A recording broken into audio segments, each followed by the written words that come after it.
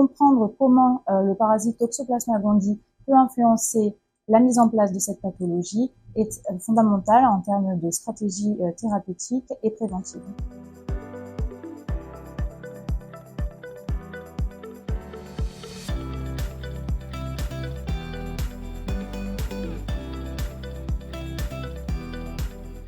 Bonjour, je suis Marcie Belloy, doctorante dans l'équipe de Nicolas Blanchard à l'Institut toulousain des maladies infectieuses et inflammatoires.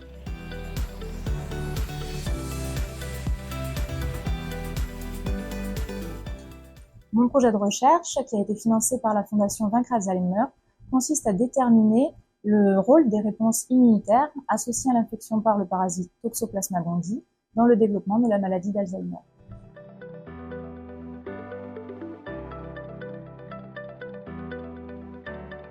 Mon projet de recherche utilise plusieurs technologies innovantes.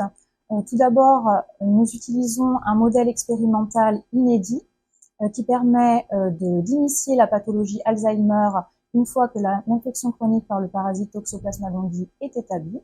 Et cela nous permet de comprendre l'effet de l'infection par le parasite préexistante sur la mise en place de la maladie d'Alzheimer.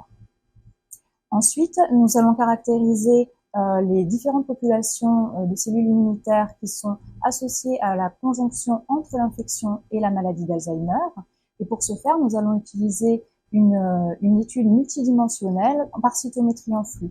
Et cela nous permettra à la fois de caractériser le nombre, l'activation et la fonctionnalité de ces cellules qui composent les populations immunitaires.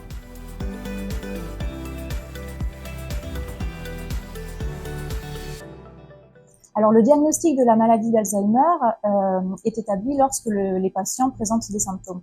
Or, la maladie d'Alzheimer est initiée des années auparavant. Donc, il est important de caractériser et d'identifier les facteurs qui pourraient contribuer au développement de la maladie d'Alzheimer et influencer sa trajectoire clinique. Ainsi, comprendre comment le parasite Toxoplasma gondii peut influencer la mise en place de cette pathologie est fondamental en termes de stratégie thérapeutique et préventive.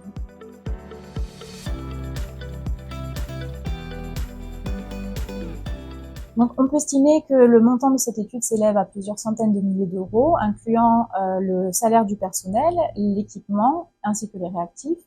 Et à titre d'exemple, nous utilisons pour évaluer les capacités mnésiques dans notre modèle expérimental un système d'enregistrement vidéo qui peut s'élever à 10 000 euros. Également, l'analyse multidimensionnelle par cytométrie en flux fait appel à l'utilisation d'une vingtaine d'anticorps et chaque tube d'anticorps peut coûter jusqu'à 300 euros. J'aimerais vivement remercier la Fondation Vaincre Alzheimer ainsi que tous ses donateurs pour leur générosité, leur soutien.